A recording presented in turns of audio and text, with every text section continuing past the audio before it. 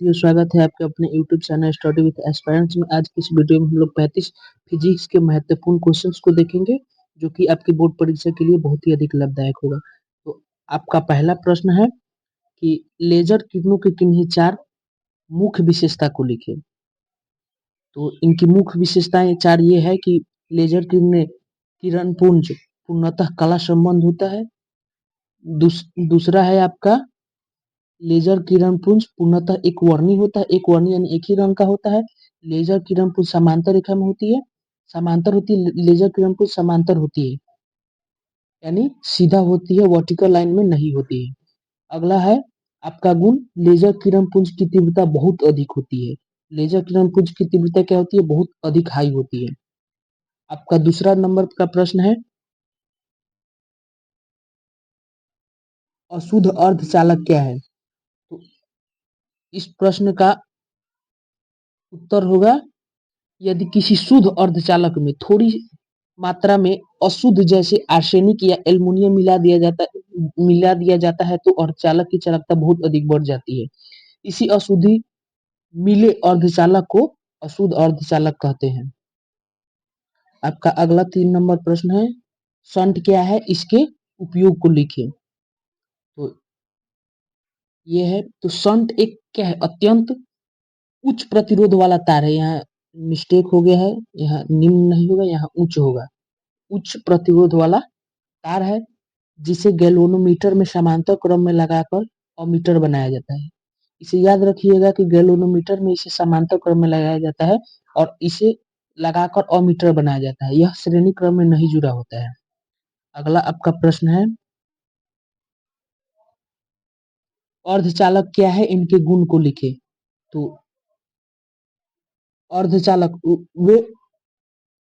वे पदार्थ जिनकी विद्युत चालकता सुचालकता एवं अचालकता के बीच होती है, यानी विद्युत चालकता चालक और अचालक के बीच होती है, उसे अर्धचालक कहते हैं। इनका प्रथम गुण है कि ताप बढ़ने पर इनकी चालकता क्या होती है? बढ़ती है।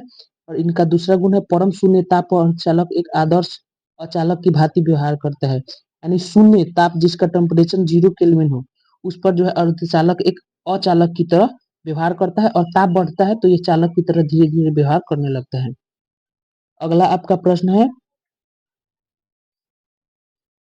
वैद्युत क्षेत्र क्या है? किसी आवेश या आवेश के समुदाय के चारों ओर का वह क्षेत्र जहां पर कोई दूसरा आवेश आकर्षण या प्रतिकर्षण बल का अनुभव करता है, विद्युत क्षेत्र कहलाता है। विद्युत क्षेत्र कहलाता है। यदि ये प्रश्न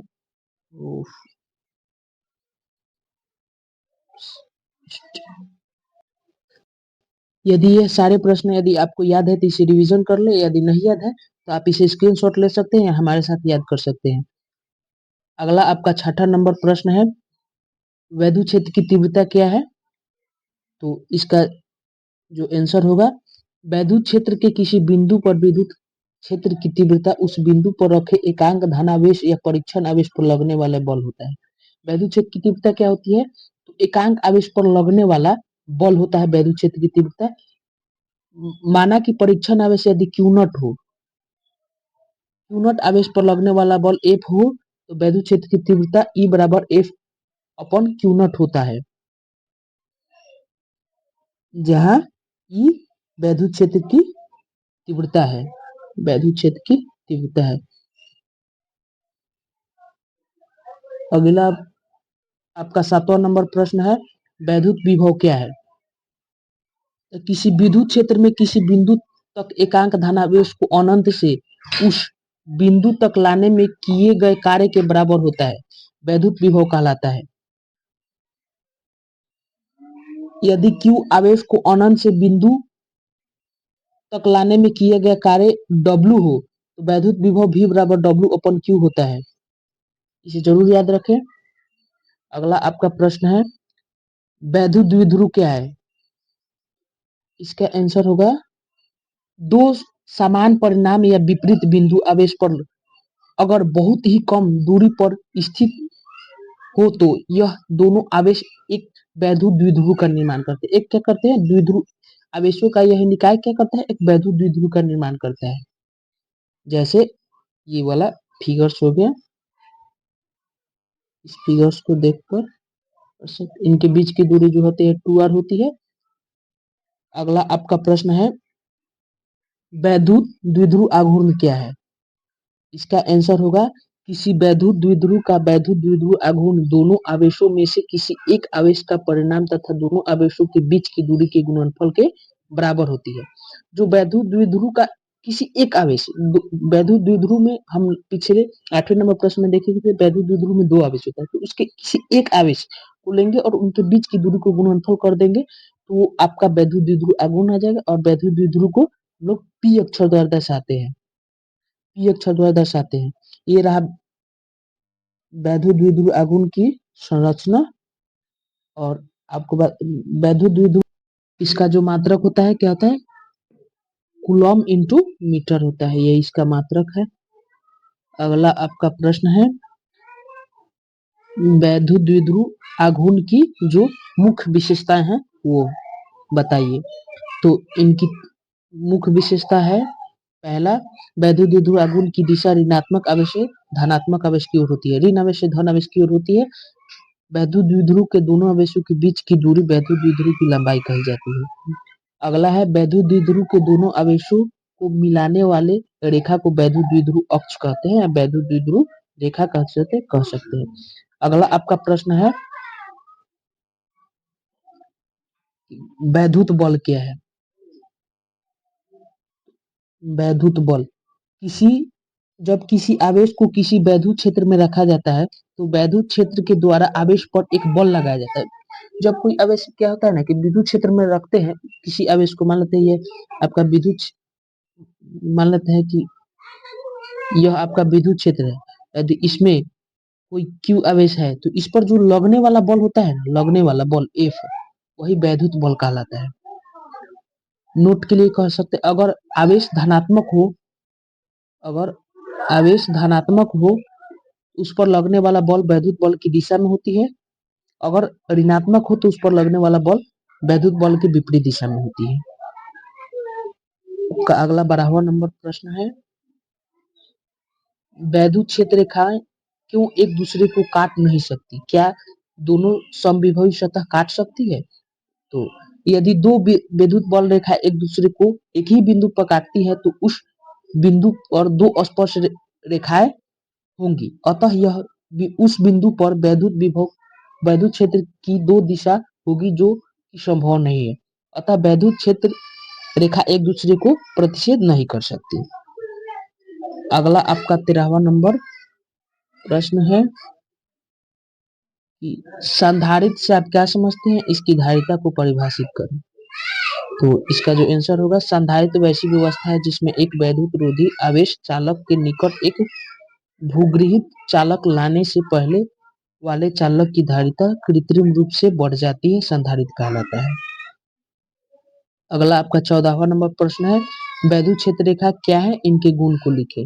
तो इसका जो आंसर होगा वो यही है, किसी आवेश के चारों ओर विद्युत क्षेत्र रेखा एक कल्पित वक्र होता है, जिनकी किसी भी बिंदु पर खींची गई स्पर्श रेखा उस विद्युत क्षेत्र की दिशा को बतलाती है। यहाँ तक इसका जो होगा आंसर होगा कि वैद्युत क्षेत्र रेखाएं क्या है, तो किसी बिंदु पर खींची गई स्पर्श रेखा विद्युत क्षेत्र को दर्शाती है, वही वैद्युत क्षेत्र रेखाएं है। और यहाँ से आपका प्रॉपर्टी शुरू होता है, गुण। यहाँ से आपका गुण शुरू होता है। पहला नंबर गुण है कि वैद्युत क्षेत्र रेखा धन आवेश की सतह से शुरू होकर ऋण आवेश की सतह पर समाप्त होती है, ये पहला आपका है। दूसरा, किसी भी दो वैद्युत क्षेत्र रेखाएं एक दूसरे को कभी नहीं काट सकती, एक दूसरे को कभी प्रतिच्छेद नहीं करती है, दो वैद्युत क्षेत्र रेखाएं। अगला आपका 15वां नंबर प्रश्न है, आवेश के संरक्षण के सिद्धांत को स्पष्ट करें। तो ये है इसका आंसर, किसी भी ग्लोसेटेड सिस्टम के अंदर किसी भी प्रक्रिया के द्वारा आवेश को न तो उत्पन्न किया जा सकता है और न ही नष्ट किया जा सकता है। प्रक्रिया से पहले और प्रक्रिया के बाद का आवेश के परिणाम समान होता है। इससे ही आवेश का संरक्षण या आवेश के संरक्षण का सिद्धांत कहा जाता है। आवेश के संरक्षण का सिद्धांत यही है कि किसी भी आवेश को हम न ही उत्पन्न कर सकते हैं और न ही नष्ट कर सकते हैं। किसी भी प्रक्रिया के जो पहले का जो नेट आवेश होता है और उस प्रक्रिया के बाद का जो नेट आवेश होता है वो हमेशा बराबर होता है। यही आवेश संरक्षण सिद्धांत है। अगला आपका प्रश्न है, कूलम्बिक बल को केंद्रीय बल भी कहा जाता है, क्यों? तो इसका आंसर होगा, दो आवेशों के बीच लगने वाले कूलम्बिक बल की दिशा दोनों आवेशों के केंद्र को मिलने वाली रेखा की ओर होती है, इसलिए कूलम्बिक बल को केंद्रीय बल कहते हैं। कूलम्बिक बल को केंद्रीय बल कहते क्यों कहते हैं, इसको अपनी भाषा में समझिए। तो जो दो दो आवेश है ना, तो उनके बीच एक बल लगता है, कूलम्बिक बल लगता है, और कूलम्बिक बल लगता है और उसकी दिशा जो होती है वो केंद्र की ओर होती है। दो आवेशों के बीच एक बल लगता है जिसे हम लोग कूलम्बिक बल कहते हैं, और उसकी जो दिशा होती है वो केंद्र की ओर होती है, इसलिए हम इसे केंद्रीय बल भी कहते हैं। अगला आपका 17वां नंबर प्रश्न है, वैद्युत आवेश क्या है? इसके दो गुण को लिखिए। तो वैद्युत आवेश क्या है? तो किसी आवेश वैद्युत आवेश वह भौतिक राशि है जिसके कारण पदार्थ में वैद्युत या उससे संबंधित प्रभाव उत्पन्न या अनुभव किए जा सकते हैं। इसका गुण निम्नलिखित है। इसका यहाँ से प्रॉपर्टी शुरू होता है। गुण जो है, आवेश युगात्मक होता है।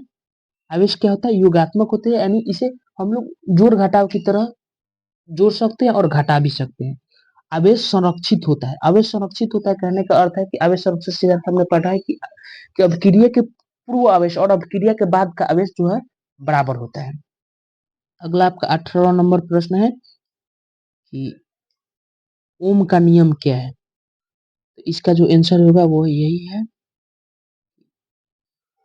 उन पदार्थ में ओम नियम नहीं लगता है जिनमें प्रतिरोध धारा या विभवांतर पर निर्भर करता है, जैसे डायोड, गैलियम आर्सेनाइड इत्यादि का सदुपयोग प्रसिद्ध है।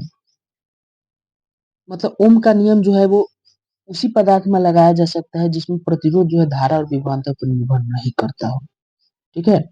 अगला आपका प्रश्न है, वैद्युत फ्लक्स क्या है? वैद्युत फ्लक्स क्या है? इसका आंसर होगा, वैद्युत क्षेत्र में किसी तल से गुजरने वाले वैद्युत क्षेत्र रेखा को वैद्युत फ्लक्स कहते हैं, या वैद्युत क्षेत्र की तीव्रता तथा वैद्युत क्षेत्र सदिश के अदिश गुणनफल को वैद्युत फ्लक्स कहते हैं। वैद्युत फ्लक्स किसे कहते हैं? तो किसी काल्पनिक पृष्ठ से गुजरने वाले जो होते हैं वैद्युत क्षेत्र रेखाओं की संख्या को वैद्युत फ्लक्स कहते हैं, ये भी हम लोग कह सकते हैं।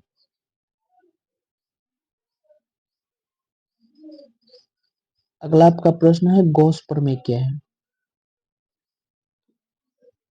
इसका आंसर होगा यही कि विद्युत क्षेत्र में बंद कल से या बंद पृष्ठ से होकर गुजरने वाली कुल विद्युत फ्लक्स का मान तल के अंदर उपस्थित कुल आवेश का 1/एप्सिलॉन नॉट, यहाँ पे होगा 1/एप्सिलॉन नॉट गुना मुक्त स्थान की परावैद्युता होती है। अगला आपका प्रश्न है 21 नंबर। 21 नंबर प्रश्न है, वायुमंडल वैद्युत उदासीन नहीं होता है, क्यों? तो इसका आंसर होगा कि वायुमंडल में मुख्यतः नाइट्रोजन तथा ऑक्सीजन गैस होते हैं, और इसके अलावा कार्बन डाइऑक्साइड, जलवाष्प, हाइड्रोकार्बन, सल्फर के यौगिक तथा धूल कण होते हैं। सूरज की किरणें इन यौगिक कणों या धूल कणों से टकराकर इन्हें आयनीकृत कर देता है, अतः वायुमंडल उदासीन नहीं होता है।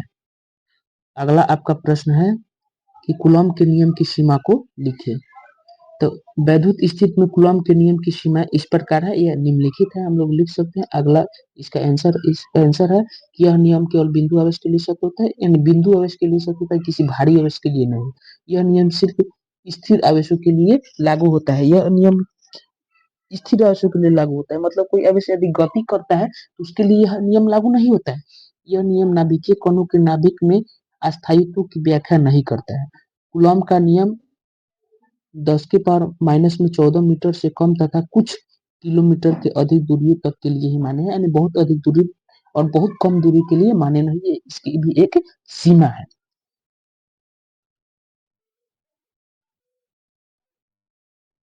अगला आपका प्रश्न है कि अनुगमन वेग क्या है? इसको हम लोग अपवहन वेग भी कहते हैं।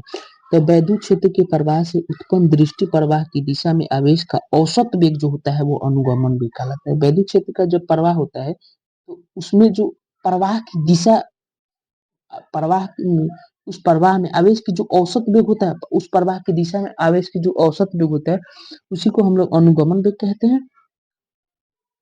यहाँ पर है कि माना कि यदि चालक की लंबाई ए तथा अनुप्रस्थ काट का क्षेत्रफल एल तथा अनुप्रस्थ काट का क्षेत्रफल ए हो तो चालक का जो आयतन होगा वो क्या होगा, ए एल होगा। यदि चालक के एकांक आयतन में स्वतंत्र इलेक्ट्रॉन की संख्या एन हो तो खुले चालक पर इलेक्ट्रॉन की संख्या जो होगी वो एन ए एल होगी, और अतः चालक का आवेश क्यू हो तो आई बराबर क्यू अपन टी होता है। तो क्यू का मान जो है इतना है, N L A upon T. तो यहाँ पर जो वी डी यानी जो लास्ट में आता है अनुगमन वेग, अनुगमन वो होता है L I upon N A. इसे याद रखिएगा। अगला आपका प्रश्न है कि लेंस की क्षमता से आप क्या समझते हैं। तो इसका जो आंसर होगा वो यही होगा कि लेंस की फोकस दूरी के व्युत्क्रम को लेंस की क्षमता कहते हैं, यानी लेंस की शक्ति सामर्थ्य भी हम लोग कहते हैं। P बराबर 1/f होता है। इसका जो एस आई मात्रक होता है डाइएक्टर होता है, डाइएक्टर होता है, हम लोग इसे डी से भी सूचित करते हैं। उत्तल लेंस की क्षमता धनात्मक तथा अवतल लेंस की क्षमता ऋणात्मक होती है। यह ऑब्जेक्टिव के लिए बहुत ही अधिक महत्वपूर्ण है, इसे जरूर याद रखें। अगला है आपका सूर्योदय एवं सूर्यास्त के समय में सूर्य तथा क्षितिज लाल दिखाई पड़ता है, क्यों। सूर्योदय एवं सूर्यास्त के समय में सूर्य की किरणें तिरछी रहती है। इन्हें वायुमंडल का अधिकांश भाग तय करके पृथ्वी पर वायु आना रहता है। वायुमंडल कणों द्वारा प्रकाश का प्रकीर्णन होता है। प्रकीर्णन के सिद्धांत के अनुसार प्रकीर्णन का परिणाम प्रकाश के तरंगदैर्घ्य के चतुष्घात के व्युत्क्रमानुपाती होता है, अतः लाल प्रकाश का तरंगदैर्घ्य सबसे अधिक होता है। अतः उसका प्रकीर्णन सबसे कम होता है तथा लाल प्रकाश पृथ्वी पर अधिक परिणाम से पहुंचने से सूर्य तथा उसके पास का क्षेत्र लगभग लाल प्रतीत होता है।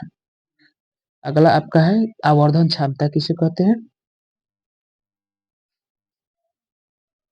मैग्नीफाइंग पावर या कोणीय आवर्धन क्षमता से आपका समझते हैं। इसका जो आंसर होगा वो यही है कि किसी स्थान पर बने अंतिम प्रतिरोध द्वारा आंख पर बनाए गए दर्शन कोण छोट कोण बीटा तथा उसी स्थान पर रखी वस्तु खाली आंख पर बनाए गए कोण जो है अल्फा के अनुपात को उस यंत्र या उस आंख या उस जो भी हो फैक्टर उसकी आवर्धन क्षमता कहते हैं। इसे हम लोग छोटा एम अक्षर द्वारा दर्शाते हैं। इसका जो फॉर्मूला होता है वो होता है अल्फा अपॉन बीटा। इसकी बीमा या मात्रक नहीं होती। आवर्धन क्षमता एक ऐसी राशि है जिसका बीमा मात्रक नहीं होता है। अगला आपका 27 नंबर प्रश्न है कि पूर्ण आंतरिक परिवर्तन क्या है। इसको हम लोग टोटल इंटरनल रिफ्लेक्शन कहते हैं। तो से आप क्या समझते हैं, इसके प्रतिबंध या इसके जो फैक्टर्स होते हैं उसको बताइए। तो उत्तर इसका यही होगा कि पूर्ण आंतरिक परावर्तन यदि प्रकाश किरण सघन माध्यम से क्रांतिक कोण से अधिक आपतन कोण पर आकर विरल माध्यम में सीमा पृष्ठ पर टकराती है तो वह परावर्तन के नियम का पालन करते हुए फिर उसी माध्यम यानी सघन माध्यम से ही गया और सघन माध्यम में ही वापस लौट आती है। इसी हम लोग पूर्ण आंतरिक परिवर्तन कहते हैं। इसका जो दो जो होता है मेन फैक्टर्स होता है जिसको हम लोग प्रतिबद्ध कहते हैं यानी दर्शाने का फैक्टर कहते हैं, ये होता है प्रकाश किरण जो होता है हमेशा सघन माध्यम से प्रवेश करना चाहिए और आपतन कोण का मान हमेशा क्रांतिक कोण से अधिक होना चाहिए। अब अगला आपका 28वां नंबर प्रश्न है आवेश का गुण को बताना है। ये तो आपको सभी जानते होंगे। तो आवेश का गुण यही है कि आवेश हमेशा आवेश धनात्मक ऋणात्मक दोनों होता है। आवेश अदिश राशि है तथा यह संरक्षी होता है। आवेश अपने योगात्मक योगात्मक गुण का पालन करता है। आवेश क्वांटमीकृत होता है। आवेश स्थानांतरित नहीं होता। आवेश का अस्थायित्व द्रव्यमान के बिना संभव। का 29 नंबर प्रश्न है कि आवेश संरक्षण का सिद्धांत क्या है। ये तो हम लोग पहले भी देखे हैं। आवेश संरक्षण सिद्धांत क्या है, तो किसी भी विलगित निकाय के अंदर किसी प्रक्रिया के द्वारा आवेश को न तो उत्पन्न किया जा सकता है और न ही नष्ट किया जा सकता है। प्रक्रिया के पहले और प्रक्रिया के बाद आवेश का परिणाम समान होता है, इसे आवेश संरक्षण सिद्धांत कहते हैं, तो हम लोग जानते हैं। अगला आपका 30वां नंबर प्रश्न है। 30 नंबर प्रश्न है, वैद्युत बल या कूलम्बिक बल को परिभाषित करते हैं। किन दो आवेशों के बीच लगने वाले आकर्षण या प्रतिकर्षण बल को वैद्युत बल या कूलम्बिक बल कहते हैं। इसे हम लोग केंद्रीय बल कहते हैं, ये पहले हम क्वेश्चन में देख चुके हैं। अगला आपका प्रश्न है, कूलॉम के नियम की सीमा को ज्ञात करना है। कूलॉम के नियम की जो क्या होती है, सीमा क्या होती है, उसको हम लोग पता है। तो पहली इसकी सीमा है, कूलॉम का नियम केवल बिंदु आवेश के लिए मान्य है। कूलॉम का नियम का केवल स्थिर आवेशों के लिए मान्य है, यह गतिज आवेशों के लिए नहीं है। कूलॉम का नियम माध्यम पर निर्भर करता है। कूलॉम के नियम के बीच की दूरी जो है 10 से 15 मीटर के बीच होनी चाहिए, तो यही कूलॉम की अपनी वैधता खो देती है। कूलॉम का नियम सार्वत्रिक नहीं है, यह सभी जगह पर सर्वमान्य सत्य नहीं है। अगला आपका 32 नंबर प्रश्न है कि वैद्युत क्षेत्र क्या है, जिसको हम लोग इलेक्ट्रिक फील्ड कहते हैं। वैद्युत क्षेत्र क्या है, तो इस प्रश्न का आंसर जो है यही है कि किसी आवेश या आवेश के समुदाय के चारों ओर का वह क्षेत्र जहाँ पर कोई दूसरा आवेश आकर्षण या प्रतिकर्षण बल का अनुभव करता है, उसे वैद्युत क्षेत्र। अगला आपका 33 नंबर प्रश्न है, परीक्षण आवेश क्या है। परीक्षण आवेश, तो जो इसका आंसर होगा वो है कि परीक्षण आवेश एक बहुत ही छोटा आवेश होता है, और ये इतना छोटा होता है कि यदि इसे किसी विद्युत क्षेत्र में लाया जाए तो विद्युत क्षेत्र की आस्था पर कोई इसका मतलब प्रभाव या परिवर्तन नहीं पड़ता है। परीक्षण आवेश को धनात्मक लेने की परिपाटी होती है, मतलब परीक्षण आवेश को हमेशा धनात्मक लेते हैं, पॉजिटिव लेते हैं। अगला आपका 34 नंबर प्रश्न है कि वैद्युत विभव क्या है। तो वैद्युत क्षेत्र में किसी बिंदु तक एकांक धन आवेश को लाने में, अनंत से लाने में, उस बिंदु तक लाने में जो कार्य करना पड़ता है वैद्युत विभव कहते हैं। वैद्युत विभव के वैद्युत क्षेत्र में किसी आवेश को अनंत से किसी बिंदु तक लाने में जो किया गया कार्य होता है वो होता है वैद्युत विभव, जिसको हम लोग V अक्षर द्वारा से V इज इक्वल टू जो कार्य करना पड़ता है और जिस आवेश को लाया जाता है वो अपन बराबर होता है, यानी V is equal to W upon Q। अगला आपका आज का लास्ट प्रश्न है, वैद्युत द्विध्रुव आघूर्ण क्या है। तो इसका जो आंसर होगा कि वैद्युत द्विध्रुव आघूर्ण वैद्युत द्विध्रुव आघूर्ण दोनों आवेशों में से किसी एक आवेश के परिणाम तथा उन दोनों आवेशों के बीच के गुणनफल को वैद्युत द्विध्रुव आघूर्ण कहते हैं। हम लोग पीछे भी देख चुके हैं। तो यह वीडियो आपको कैसा लगा कमेंट में जरूर बताएं, और यदि यह वीडियो आपको अच्छा लगा तो यस जरूर लिखें, ताकि हम मोटिवेट हो सके और आपके लिए बहुत अधिक कंटेंट लाए और अधिक से अधिक वीडियो आपके लिए बनाए। और यह दावे के साथ हम कह सकते हैं कि आपके जो यूपी बोर्ड के होने वाली परीक्षा है, ये सारे प्रश्न आपके उस परीक्षा में हेल्पफुल जरूर होगा। धन्यवाद।